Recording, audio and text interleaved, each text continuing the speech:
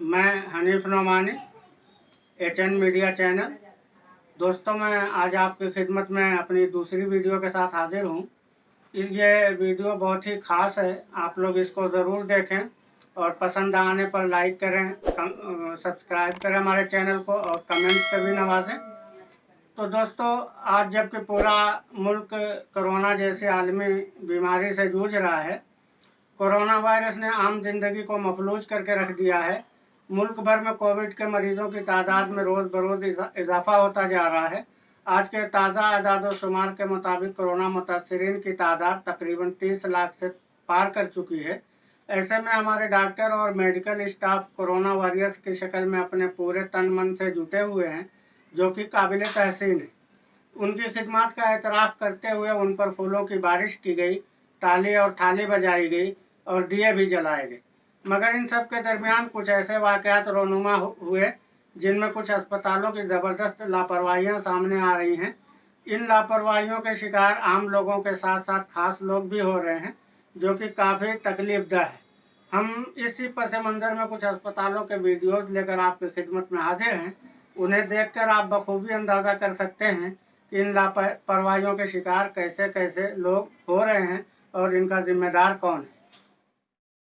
लेकिन मैं जो करके आया हूं 19 दिन पीजीआई में, मैं वो सच्चाई आपको बताना चाहता हूं, सदन के माध्यम से उत्तर प्रदेश को बताना चाहता हूं और सदन के माध्यम से अपने सभी माननीयों को भी बताना चाहता हूं कि कोई गलत फहमी में न रहे। हम तो ये कहेंगे, भगवान से प्रार्थना करेंगे कि किसी को कोरोना ना हो। हमारे ही बगल में, अब हम लोगों के बीच नहीं है, स्वर्गीय चेतन सिंह चौहान जी, मैं 13 नंबर बेड पर था और वो 14 नंबर बेड पर था। अगर नेता सदन सुनेंगे तो आप भी आश्चर्य रह जाएंगे। मैं 11 जुलाई को दोपहर में एडमिट हुआ और माननीय मंत्री जी 11 जुलाई की शाम को 5 बजे एडमिट हुए। और अब मैं जो कहने जा रहा हूं वो दुर्भाग्य है हमारा भी, माननीयों का भी और जो लोग अस्पताल में भर्ती हो रहे हैं उनका भी। 8 लोगों का वार्ड, माननीय जी, 8 लोगों का वार्ड, जहां 8 कोरोना संक्रमित लोग होते हैं। डॉक्टरों की, नर्सों की और वहां की टीम आती है तो गेट से ही पूछते हैं कि चेतन कौन है। तो माननीय मंत्री जी क्योंकि बहुत सरल थे, उन्होंने हाथ खड़ा किया। टीम आती है, उन्होंने कहा चेतन आपको कब हुआ कोरोना? तो उन्होंने अपनी बात बताई। तो फिर एक दूसरा स्टाफ बोलता है चेतन क्या करते हो तुम? वो कुर्ता पैजामा में थे, मैं तो पैंट शर्ट में था। खैर, तो माननीय मंत्री जी ने कहा कि मैं कैबिनेट मंत्री हूं। तो एक स्टाफ ने कहा कि कहां के? तो उन्होंने कहा उत्तर प्रदेश सरकार। तो मैं सोच रहा था कि ये लोग कैसे इस बदतमीजी से बात कर सकते हैं, लेकिन मुझे यह भरोसा हुआ कि जब माननीय मंत्री जी ने कह दिया कि मैं उत्तर प्रदेश सरकार का कैबिनेट मंत्री हूं, तब शायद वो चेतन जी कहेंगे या थोड़ा आदर करेंगे। लेकिन ये सुनने के बाद भी जब पीजीआई के स्टाफ ने कहा कि चेतन तुम्हारे घर में और कौन कौन संक्रमित है, तो मुझे गुस्सा भी आया, दुख भी हुआ और सरकार पे भी गुस्सा आया। मतलब सरकार का इतना भी दबाव नहीं है भाई। कैबिनेट मंत्री के बाद कौन होता है? मुख्यमंत्री। तो इसका मतलब उत्तर प्रदेश में केवल योगी आदित्यनाथ जी का सम्मान होगा। अगर शर्मा जी को कोरोना हो गया तो आपके साथ क्या व्यवहार होगा आप सोच नहीं सकते। हम नहीं चाहते, हम तो भगवान से प्रार्थना करेंगे कि आपको नहीं, किसी को ना हो। लेकिन उसके बाद मान्यवर, मुझे जब गुस्सा आया, मैं अपना गुस्सा नहीं रोक पाया, तो मैंने डॉक्टर से कहा कि आप जानते हैं कौन है? चलिए, आप नहीं प्रभाव में आ रहे हैं कि ये योगी सरकार के कैबिनेट मंत्री हैं, ये वो हैं जो देश के लिए क्रिकेट खेलते थे। तो उस डॉक्टर ने कहा अच्छा ये वो चेतन है, और ये कहते हुए डॉक्टर और स्टाफ पूरा चला गया। वो 2 दिन तक हमारे बगल में रहे। मतलब वो, मैं ये कह सकता हूं कि जिस घुटन में थे वो माननीय शर्मा जी नहीं महसूस कर सकते।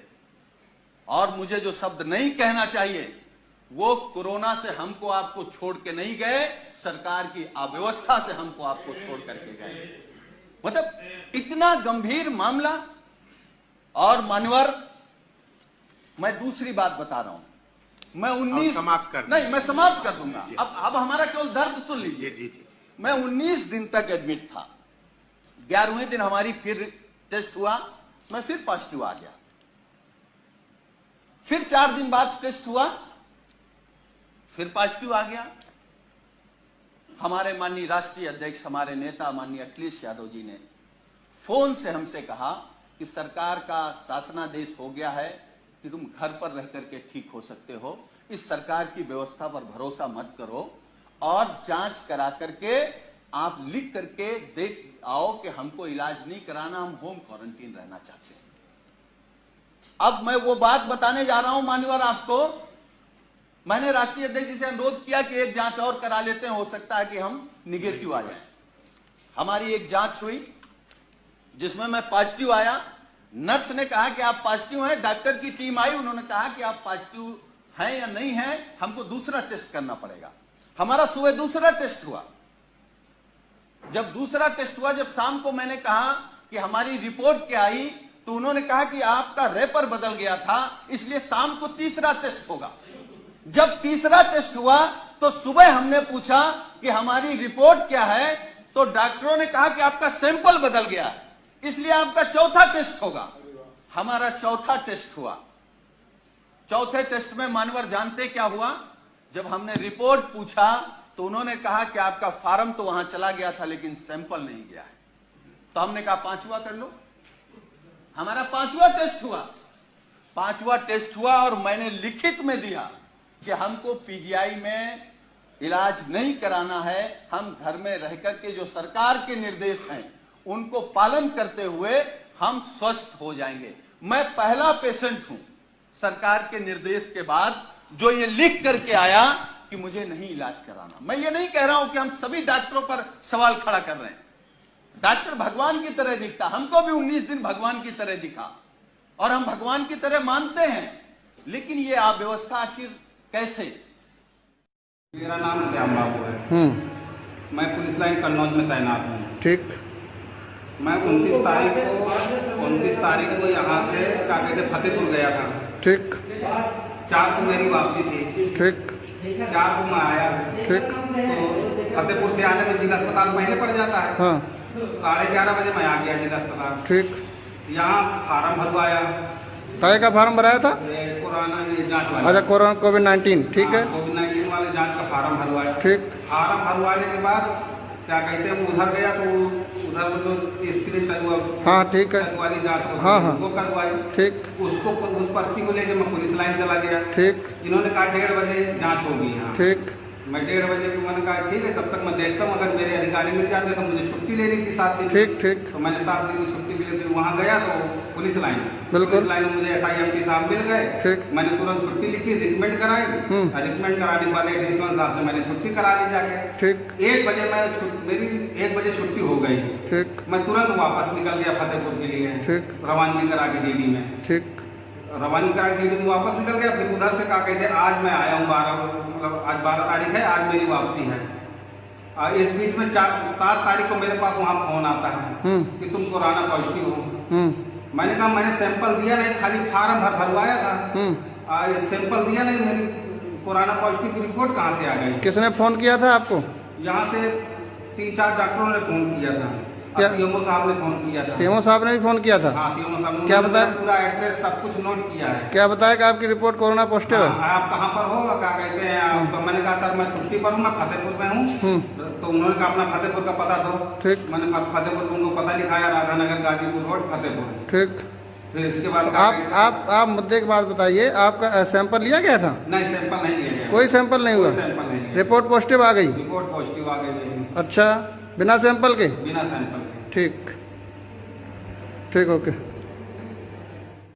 हमारे मरीज हैं, ये पंडित दीनदयाल से यहाँ शिफ्ट किए गए हैं। बहनोई है मेरे, और यहाँ BHU में बेड नहीं है, पंडित दीनदयाल से यहाँ शिफ्ट कर दिए गए। 1 घंटा 45 मिनट हो गया यहाँ है। और ये साले अभी तक बेड नहीं अरेंज कर पा रहे हैं। ये बीएचयू है, ये प्रधानमंत्री के संसदीय कार्यालय का क्षेत्र है। ये देख लीजिए, ये प्रधानमंत्री संसदीय कार्यालय का क्षेत्र है, प्रधानमंत्री के सांसदीय क्षेत्र है। यशस्वी प्रधानमंत्री। यही स्थिति है, एक पेशेंट के साथ यही इन लोगों का रवैया है, यही करते हैं। 5 घंटा एम्बुलेंस खड़ी रहती, कोई नहीं आता है। स्थिति है कि कुछ कोई मरीज नहीं लेता है, मरीज तड़प रहा है, फिर खबर मेरे पास ऑक्सीजन लगाओ यार उनको, कम से कम तेज कर दो कि मर जाएंगे तब ऑक्सीजन लगाओगे तुम लोग। पंखा चला दो यार, गर्म हो रहा है तभी तो। नहीं, हवा तो लग रही है, खुला देगा। अरे भैया हवा लग रही है, मरीज हालत सीरियस है, व्यवस्था झांट यहाँ कुछ नहीं है। 2-2, 3-3 घंटे मरीजों को खड़ा किया जा रहा है। ये पंडित दीनदयाल में, दीनदयाल से लगाए, ये बीएचयू है, नया बना है। ये नहीं, इसी का उद्घाटन किए हैं माननीय प्रधानमंत्री जी। माननीय प्रधानमंत्री जी, ये पीपी किट में हमसे एम्बुलेंस के एम्प्लॉय हैं, ये भी दुखित हैं। यहाँ का काम डेली का भैया। कितना 5-7 घंटा? नहीं 3 घंटा 4 घंटा डेली लगता है यहाँ, तमाशा यही होता है यहाँ पे।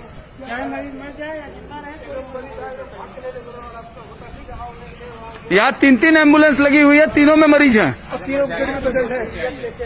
तीनों सीरियस पेशेंट हैं, यहाँ ले ही नहीं रहे हैं।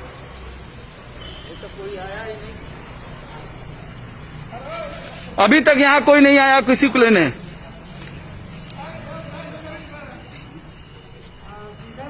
कितना सीरियस है, लेकिन 2 घंटे 2.5 घंटे हो गया।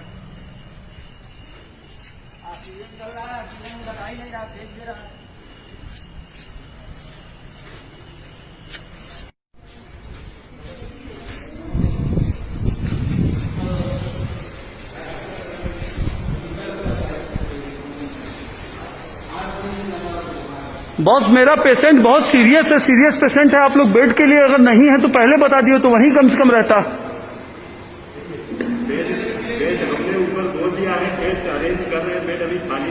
बॉस तो 3-3 पेशेंट, 3-3, 4-4 एम्बुलेंस लगी हुई है, सीरियस है वो। हमने क्या बताया? तो क्या कहें, वो मर जाएं?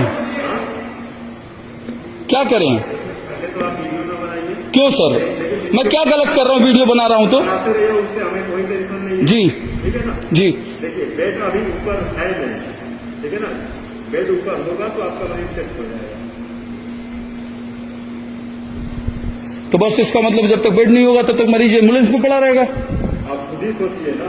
तो सोचे क्या, ये तो फैक्ट है ना। ऐसा गंभीर मरीज है, जब तक वेंटिलेटर खाली नहीं रहेगा तब तक कैसे स्विच कर सकते हैं? तो बस तो ये तो प्रशासन की लापरवाही है ना कि वहां जब तक मेरी यहाँ कंफर्मेशन नहीं हुआ वहां से पेशेंट भेज दिए यहाँ। इसमें नाकामी किसकी आप जाहिर करेंगे? माननीय सांसद जी की? जी भैया इसलिए बना रहे हैं क्योंकि मेरे पास तो कम से मेरा मरीज कल को मर जाएगा बिना इलाज के। ये देख लीजिए आप, ये देख लीजिए उत्तर प्रदेश सरकार, योगी की सरकार में क्या क्या हो रहा है। एक मृत महिला को इस घर पे ले जाने के लिए एम्बुलेंस तक नहीं है, पुलिस जा रही है। देख लीजिए, देखते हुए ये क्या हो रहा है, काला राज है ये। सोच लीजिए क्या क्या हो रहा है। कोविड के नाम पे केवल सबको परेशान किया जा रहा है। अरे हमारे चाची अभी कल ही आज आ गए तो देख लीजिए उत्तर प्रदेश सरकार की मासूमियत। चाची से देख लीजिए 2-2 राउंड मारने के बावजूद भी जो है केवल मुंह ताक के चले जा रहे हैं। ये योगी के चमचे हैं। देख लीजिए, देख लीजिए आप लोग। चल तू हम इसे घुमावा पीला। ये गोरख धंधा कोविड के नाम पे चलाया जा रहा है। देख लीजिए आप लोग। ये मोदी का संसदीय क्षेत्र वाराणसी है। देख लीजिए, ये मोदी का संसदीय क्षेत्र है। अरे हमें तो विश्वास से ना होते हैं। सुबह तक सब कुछ ठीक था, 2 इंजेक्शन लगाने के बाद तुरंत जो है हाथ गोड़ पूरा नीला हो गया। अब बताइए ऐसे ऐसे पेशेंट के साथ हो रहा है। ये वाराणसी मोदी का क्षेत्र है। ये देख लीजिए, ये सिस्टम है बनारस का। बनारस का सिस्टम है, कितने अच्छे हैं हमारे मोदी सर, कितने अच्छे हैं। बनारस वाले भी जान जाएंगे कितने अच्छे हैं मोदी। अब कि उनको समझ में आएगा कि कितने अच्छे हैं मोदी बाबा जी। दोस्तों, वीडियो पसंद आने पर लाइक करें, चैनल को सब्सक्राइब करें और बेल आइकॉन को ज़रूर दबाएं ताकि अगली आने वाली वीडियो आप सबसे पहले देख पाएं और ज़्यादा से ज़्यादा शेयर करें। मैं हनीफ नोमानी, HN मीडिया, मिलते हैं अगली वीडियो में। तब तक आप अपना ख्याल रखें।